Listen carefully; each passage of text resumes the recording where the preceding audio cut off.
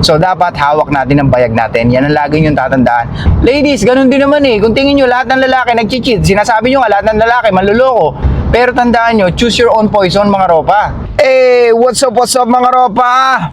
Makulimlim na umaga sa ating lahat. Ito po ang inyong lingkod, Suplado Moto. Okay mga ropa, meron akong babasahin sa inyo hanggang traffic. So merong isang ropa sa atin ang nag-comment sa comment section. Puta, malaki problema nito. Kumbaga siya yung nag-create ng sarili niyang problema. Siya yung naghanap ng sarili niyang problema. Basahin ko sa inyo hanggang traffic. Boss, may jowa ako ngayon, dating jowa ng tropa ko. What? Pero naging kami 2 years na silang hiwalay. Ooh, you're trying to justify, bro, ha? Minsan nakukonsensya kasi ako sa tingin ko, mahal pa siya ng tropa ko at may time na nagpatulong din siya, magkabalikan sila. Kaso ayaw na sa kanya ng babae. Kasi daw, niloko daw siya ng tropa ko, na jowa ko ngayon. Sa totoo lang, hindi ko siya sinulot. Okay. Huwag ka masyadong defensive. Siya nag-effort gumawa ng paraan para maging kami. Buwan din siya nagchat-chat sa akin na hindi ko siya pinapansin. Kaso nakita ko talaga na sa kanya na gusto niya talaga ako. Kaya pinagbigyan ko ang gusto niya. Hindi ko siya mahal pero gusto ko yung pinapakita niya sa akin. Patulong, ano ba dapat kong gawin? Hiwalayan ko ba yung girl para sa tropa ko? Okay, Ropa, nakikita ko dito, parang ikaw pa yung biktima eh. Diba? So maling-mali yung ganito na tinuluyan mo dahil nga nagustuhan mo yung mga pinakikita niya, tapos ngayon nagpapabiktim ka kasi nakukonsensya ka. Maling-mali ito mga Ropa kasi pambabaeng mindset yung mga ganito. Mga Ropa, pag kayo papasok sa isang relasyon, lalo na kung hindi nyo naman talaga totoong gusto, then mag-isip-isip kayo. Okay? Kaya nga lagi ko sinasabi sa inyo, kilalanin nyo muna yung babae mabuti. Diba? Kagaya nito, niropa natin, ilang buwan daw nagme-message sa kanya, ilang buwan na nagpapakyut, nagustuhan niya yung effort ng babae. Yung effort gusto mo, pero hindi mo siya gustong karelasyon. Eto pa, hindi mo kinuwento kung nagbembangan na kayo. Paano kung may bembangan pa yan? So parang nakikita ko dito, bembang lang naman talaga gusto mo. May mga ganito mga lalaki yung magsasabi ng I love you, magsasabi ng I miss you, yung mga lalaki na nagpapaka-sweet. Tapos pag nakuha na yung gusto, ayun na, lumalabas na yung totoong ugali. Kaya nasasabihan tayo na sa una lang tayo magaling eh. Kasi mapagpanggap tayo eh. Yes, oo, sige, nagustuhan natin yung ginagawa nila. Pero mga Ropa naman, tandaan mo, lahat ng desisyon mo, dapat dala mo bayag mo. Diba? But anyway, nandyan na yan. Pero dalang gusto kong malaman nyo mga Ropa. Doon naiintindihan ko to si Ropa natin. Kasi nga, mahirap maging lalaki mga Ropa. Kasi unang-una, pagdating sa mga kababaihan, wala tayong ganong options. Unless talaga may game ka, may status ka, at talaga malupit ka. Eto si Ropa naiintindihan ko eh. Bilang lalaki, mahirap sa atin na maghanap ng options or mahirap sa atin mag-pull ng mga kababaihan. Kaya nga talagang dapat pag sumikapan natin yung game natin, talaga i-improve natin yung MMG natin. Diba? Sinasabi ko sa inyo lagi MMG. Kailangan talaga mag-improve yun. Kasi pag hindi talaga nag-improve yun, mahirapan tayo mag-pull ng mga kababaihan. Yun nga, meron ng status, meron ng pera. Hindi naman ibig sabihin makaka-pull siya ng babae. Kaya nga sinasabi ko sa inyo, it's a total package. Tapos eto pa, dahil syempre, hindi tayo nabibigyan ng too much attention during nung mga bata pa tayo. Karamihan ng mga lalaki, diba? Let's be fucking honest. Hindi tayo masyado nagiging paborito. Hindi natin na-experience yung mga kagaya ng mga na-experience ng mga kababaihan. Gets? Since mahirap mag-pull ng mga kababaihan, alam natin na mahirap para sa atin na baliwalain yung mga babae nagbibigay ng attention sa atin. Kaya nga, pag siguradong may nagbigay ng attention sa atin, talagang usually kakagatin natin, di ba? Or talagang papatulan natin. Kasi minsan lang to ayaw mo mawala eh. Tapos, yung babae pa mismo lumalapit. At yung babae pa mismo ang gusto ng relasyon sa'yo. Yun nga yung sinasabi nila eh, palay na lumalapit eh. O manok ka lang, di ba? Siyempre tututukain mo na. Pero hindi lahat ng palay, Ropa, kakainin nyo. Merong masarap na palay, merong hindi masarap na palay, mga Ropa. Pero siyempre, kung ikaw ba naman, maghapon ka hindi kumain, let's say 2 araw ka hindi kumain, ano may iisip mo?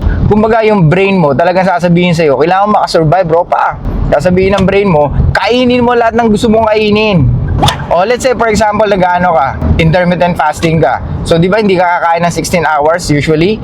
Tapos yung 8 hours pwede kang kumain ng kahit anong gusto mo. Gets? Within 8 hours. So syempre ikaw, sa nagsisimula pa lang ng intermittent fasting na 16 hours, di ka kumakain kung ano-ano pumapasok sa isip mo. Most of people gumigive up agad. Hindi talaga nila kaya. Kasi it's more on mental mental practice. Gets mo? Kasi ang kailangan dito, disiplina. Kaya pag meron kang window na kumain na 8 hours, talagang lalamon at lalamon ka. Sige, ibahin natin. Let's say for example, OFW ka sa Middle East. Bawal ang pork, bawal ang baboy. For 2 years, syempre namimiss mo yung sinigang. Bawal dun, di ba? O nung umuwi ka after 2 years. So anong usually lalantakan mo? Pork chop, di ba? Adobong baboy, sinigang na baboy. Lahat yan, yayariin mo. Kasi meron ka ng pagkakataon eh. Di ba? Same thing sa mga babae na hindi natin napupul for very long time. Wala ka naging girlfriend. Kumbaga, puro Mariam Palad ka lang. Then after some time, meron babae na parang gusto ka at nagbibigay sa'yo ng atensyon. So, anong gagawin mo? Igagrab mo talaga yung opportunity, Ropa, di ba? Pero tandaan nyo, choose your own poison, mga Ropa. Di ba? Ganun din naman eh. Mahirapan ka rin naman eh. Mag-effort ka din naman eh, di ba? So, piliin mo na talaga yung babaeng karapat-dapat. Gets nyo? Same thing sa mga babae. Ladies, ganun din naman eh. Kung tingin nyo lahat ng lalaki nag-cheat, sinasabi nyo nga lahat ng lalaki manluloko, then piliin nyo yung talaga makakapag-provide at makakapag-protect sa inyo. Gets nyo? Yung talagang kahit papano, talagang ma-justify mo na, hindi kasi gwapo kasi, hindi kasi matangkad kasi, hindi kasi may game kasi, hindi kasi may status kasi, di ba? Sikat kasi, may pera kasi. So expect mo talaga yung mga ganitong lalaki kahit walang gawin, talagang siya yung lalapitan ng mga babae. Yes!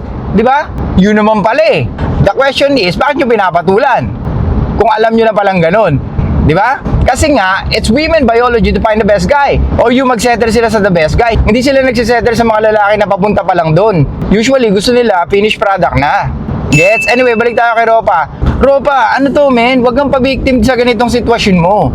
Yeah, I know. Sige, sabihin na natin, patay na patay sa yung babae. Pero ikaw naman na may choice kung papatulan mo yan eh. Pero pinatulan mo, di ba? So wag kang masyadong pabiktim sa mga sinasabi mo na actually siya naman talaga, tapos pinagbigyan ko talaga. Hindi ko siya mahal pero gusto ko yung ginagawa niya. So mas lalo mo dinidiin yung sarili mo na parang ikaw pa talaga yung biktima. Parang ikaw pa yung kawawa. Na ngayon, iniisip mo, hiwalayan ko ba to? Itutuloy ko. Tapos ang gusto mo, ibalik mo siya sa tropa mo. Hindi ganun, Ropa. Dahil unang-una, ikaw na nga nagsabi, yung babae, hindi na gusto yung tropa mo. So bakit sasabihin mo na papabayaan mo na lang sa tropa mo? Kung bagay, pasasalo mo sa kanya yung mga bagay na ayaw mo, that's fucking too selfish, man. Kung gusto mong hiwalayan yan, hiwalayan mo. Walang problema yun. Pero wag kang magpaka-selfish na papabiktim ka na, tapos papasalo mo pa doon sa sa tropa mo. Huwag naman ganun, di ba? Bigyan mo naman ng delikadesa. Iwanan mo na lang kung ayaw mo talaga. Sabihin mo na lang doon sa babae na hindi talaga mag-work yung relationship nyo. Hindi sasabihin mo na pabayaan ko na lang sa ko, sa tropa ko. Huwag ganun, Ropa, di ba?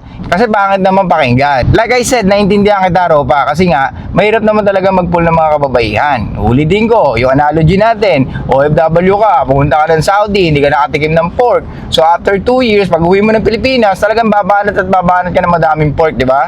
Talagang kakanain mo. Talagang lahat ng luto ng pork, babanatan mo, lalo na kung yun ang paborito mo. Gets? So ngayon, naintindihan ko, kaya mo nagawa yan dahil wala kang mapul na ibang babae. Hindi papatol ang isang lalaki sa ex ng tropa niya kung may option siya.